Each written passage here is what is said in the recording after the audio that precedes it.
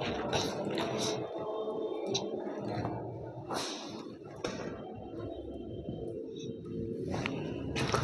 प्यारे बच्चों, आप सभी को इस यूट्यूब प्लेटफॉर्म पर स्वागत है। तो आज जो हम लोग ज्योग्राफी का ज्योग्राफी का चैप्टर 2 का बीबीआई मोस्ट इंपॉर्टेंट क्या करेंगे, तो मोस्ट इंपॉर्टेंट जो है सब्जेक्टिव क्वेश्चन देखने वाले हैं, क्योंकि चैप्टर 1 का जो है मोस्ट सब्जेक्टिव क्वेश्चन देख लिए। अगर आपको लेना है PDF, जो कि आपका 2026 का बोर्ड एग्जाम के लिए 27 के लिए बहुत ही महत्वपूर्ण क्वेश्चन है, वही क्वेश्चन है आपका जो कि बोर्ड एग्जाम में आता है। अगर नहीं विश्वास है तो आप हमारा पुराना वीडियो भी देख सकते हैं, जो हम आपको थ्योरेटिकल बताएं तो वही क्वेश्चन आया अभी तक। तो हम जो है लास्ट में उसमें जब 10 दिन जब बचेगा एग्जाम का ना, तो उसमें भी हम आपको जो है बता दें कि कौन कौन सा क्वेश्चन आता है। ठीक है, हमारा इंस्टीट्यूट से एक जो है स्टेट रैंक टॉपर है बच्चा। चलिए देखिएगा, चैप्टर 2 था जिसका नाम क्या चाहिए, तो विश्व जनसंख्या, वितरण, घनत्व और क्या, तो वृद्धि। विश्व जनसंख्या, वितरण, घनत्व और क्या, वृद्धि। ध्यान दीजिएगा। पहला प्रश्न है हमारा कि जनसंख्या के वितरण को प्रभावित करने वाले कितना कारकों को उल्लेख कीजिए।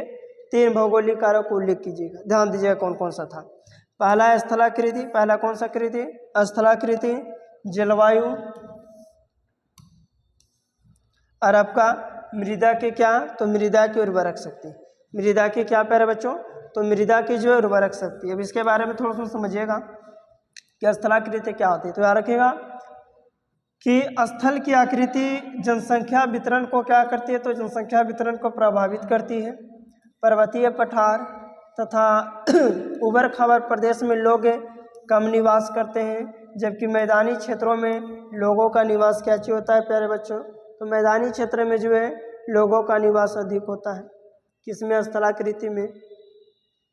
फिर है आपका सेकेंड जलवायु, कि जिस क्षेत्र की जलवायु अत्यधिक गर्म या ठंड होती है वहाँ कम जनसंख्या निवास करती है। हाँ, इसके विपरीत मानसूनी प्रदेशों तथा शीतोष्ण क्षेत्र में अत्यधिक जनसंख्या क्या करती है, निवास करती है। थर्ड है प्यारे बच्चों मृदा की उर्वरक शक्ति। मृदा की कौन सी शक्ति, उर्वरक शक्ति। क्या रखिएगा कि जनसंख्या के वितरण पर मृदा की उर्वरक क्षमता का अत्यधिक प्रभाव पड़ता है, जिसके कारण उपजाऊ मिट्टी वाले क्षेत्रों में जो है क्या करते हैं, लोग अधिक बसते हैं। लोग क्या करते हैं प्यारे बच्चों, तो अधिक बसते हैं। क्वेश्चन नंबर फर्स्ट का आपका हो सके तो क्लियर हो गया होगा। क्वेश्चन नंबर 2 है विश्व में उच्च जनसंख्या घनत्व वाला अनेक क्षेत्र है। ये आपका क्वेश्चन पूछता नहीं है, तो क्वेश्चन इसको करना नहीं है।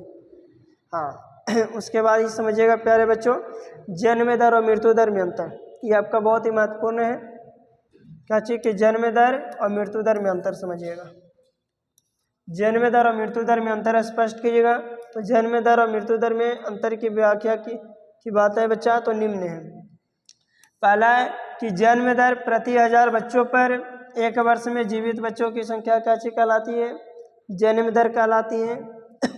तथा मृत्यु दर प्रति 1000 व्यक्तियों पर एक वर्ष में मृत होने वाले व्यक्तियों की संख्या क्या कहलाता है, मृत्यु दर कहलाता है। जन्म दर से जनसंख्या बढ़ती है, अर्थात जनसंख्या में सकारात्मक वृद्धि होती है। काहे कि जब जनसंख्या बढ़ता है तो क्या होता है, सकारात्मक वृद्धि होता है। लेकिन मृत्यु दर से जनसंख्या घटती है, अर्थात जनसंख्या में क्या आता है, तो नकारात्मक वृद्धि होती है।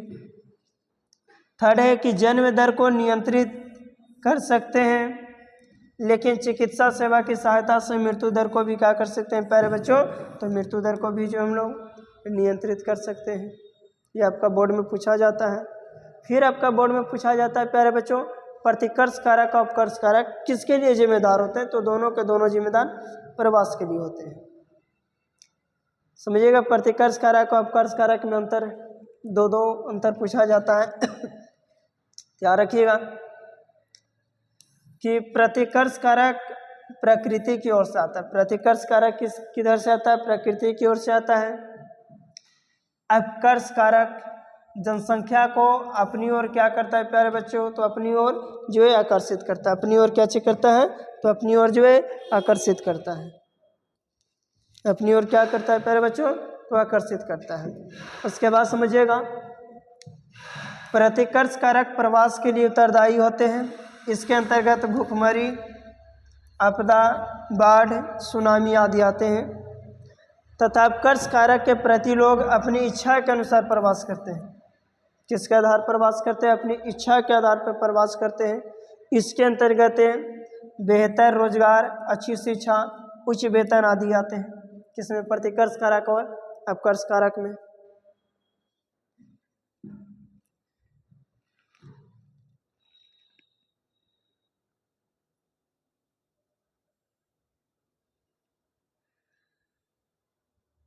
जनसंख्या वृद्धि के परिणाम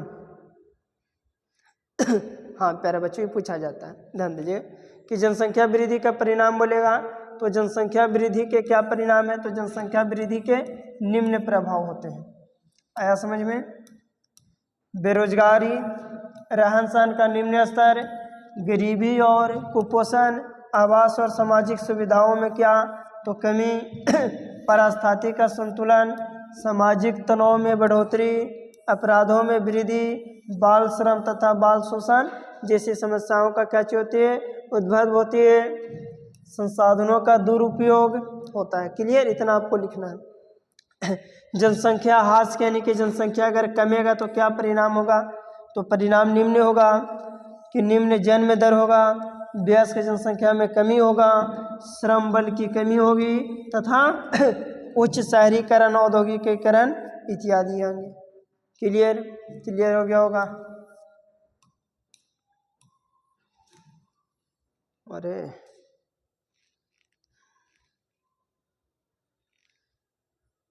ध्यान दिए बच्चा। उसके बाद समझिएगा उत्प्रवास क्या होता है। क्या बोला गया? उत्प्रवास कि जब ग्राम का कोई भी व्यक्ति रोजगार की कमी के कारण एक स्थान से दूसरे स्थान रोजगार पाने के लिए जाता है, उसे कैसे कहा जाता है प्यारे बच्चों? उत्प्रवास कहलाता है। क्या कहलाता है? उत्प्रवास।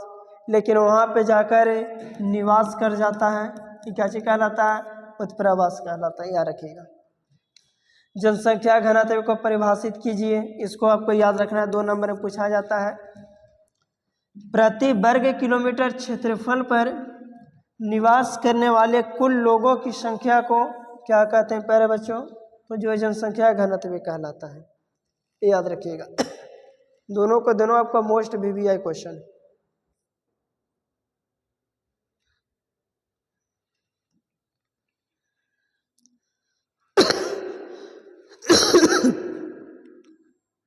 उसके बाद क्वेश्चन नंबर 11 समझिएगा। जनसंख्या वितरण के किन्हीं 5 विशेषताओं को लिखें। जनसंख्या वितरण के कितना विशेषताओं को लिखना है? 5 विशेषताओं के बारे में किया गया, तो समझिए कौन कौन। पहला है, किसी भी क्षेत्र की जनसंख्या लगभग असमान रूप से क्या होती है? तो असमान रूप से वितरित होती है। मैदानी क्षेत्रों में अधिक जनसंख्या क्या करती है? तो अधिक जनसंख्या निवास करती है। देखो ना, निवास करती है। तीसरा है, ठंडा एवं गर्म प्रदेशों में जनसंख्या क्या करता है प्यारे बच्चों? तो जो है कम निवास करता है। डी है, विश्व के लगभग 60% जनसंख्या 10 देशों में निवास करती है। इनमें से 4 देश एशिया के अंतर्गत आते हैं, जैसे भारत, चाइना, ये सब। जहाँ कृषि योग्य भूमि है वहाँ अधिक जनसंख्या क्या करती है? तो वहाँ अधिक जनसंख्या निवास करती है। क्लियर हो गया प्यारे बच्चों? क्लियर हो गया होगा। उसके बाद आपसे लिंग अनुपात पूछा जाता है, याद रखिएगा। कौन सा अनुपात? लिंग अनुपात। कि लिंग अनुपात क्या होता है? तो लिंग अनुपात होता है कि प्रति 1000 पुरुष पर महिलाओं की संख्या को क्या कहा जाता है? लिंगानुपात कहा जाता है। लिंगानुपात में बात की जाए तो सबसे निम्नतम लिंगानुपात किस देश का है? तो लातविया का। किसका है? लातविया का है। प्रति 1000 पुरुष पर महिलाओं की संख्या क्या कहलाता है? लिंगानुपात कहलाता है। लिंगानुपात का फॉर्मूला होता है स्त्रियों की संख्या बटा पुरुषों की संख्या। उसके बाद प्रवास के लिए आपका याद रखना है, थ्योरी में बहुत अच्छा से बताया गया आपका। ये आपका दीर्घ प्रश्न है, दीर्घ में समझिएगा। दीर्घ में आपको केवल एक ही चैप्टर 2 से याद रखना है।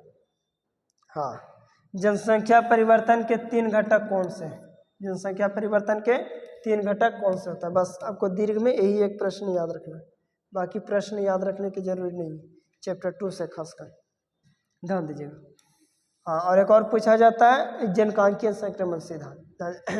प्रवास, CBR और CDR। प्रवास क्या होता है कि जब एक जगह से दूसरे जगह लोग स्थानांतरित होते हैं तो उसे क्या कहते हैं? प्रवास कहलाता है। जहाँ से लोग जाते हैं उद्गम स्थान, और जहाँ जाकर बस जाते हैं उसे गंतव्य स्थान कहते हैं। प्रवासी के प्रवास कर जाने के कारण उद्गम स्थान तथा गंतव्य स्थान दोनों स्थानों के जनसंख्या में क्या आता है? तो दोनों के जनसंख्या में परिवर्तन आता है, अर्थात उद्गम स्थान में जनसंख्या घट जाती है तथा गंतव्य स्थान में जनसंख्या क्या हो जाता है प्यारे बच्चों? तो जो है जनसंख्या बढ़ जाती है। CBR, जन्म दर किसी भी स्थान के जनसंख्या पर प्रत्यक्ष प्रभाव डालती है। फिर CDR, किसी क्षेत्र में मृत्यु दर को मापने की एक सरल विधि है जो किसी क्षेत्र की जनसंख्या में क्या कर देता है? तो जो है परिवर्तन ला देता है। क्लियर हो गया होगा आप लोग को।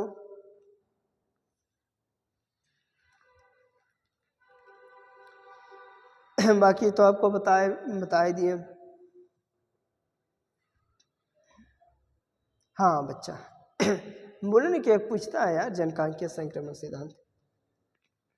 देखिए ये वाला बहुत ज़्यादा प्रश्न पूछता है सब्जेक्टिव में। अगर दीर्घ में पूछेगा तो हाँ बच्चा, दीर्घ में ही पूछा जाता है, 2 को पूछा जाता है चैप्टर 2 से कि जनकांकीय संक्रमण सिद्धांत अगर पूछेगा 2 नंबर में क्या है तो जनकांकीय संक्रमण सिद्धांत, इस सिद्धांत का प्रतिपादन जो है सन 1945 में जो है नॉस्टिन के द्वारा की गई थी, जिसके तहत बोली गई थी कि इसको जो है 3 क्षेत्रों में या तो 3 भागों में बांटा गया था, जिसमें प्रथम अवस्था, द्वितीय अवस्था और तृतीय अवस्था।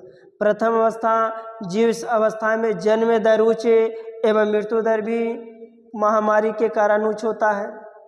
द्वितीय अवस्था के तहत बोली गई थी कि जन्म दर उच्च होती है बट आगे चलकर जन्म दर निम्न हो जाती है, तथा तीसरा अवस्था में बात की गई थी कि जन्म दर उच्च दर दोनों के दोनों निम्न होती है, यह जो है विकसित देशों में होती है।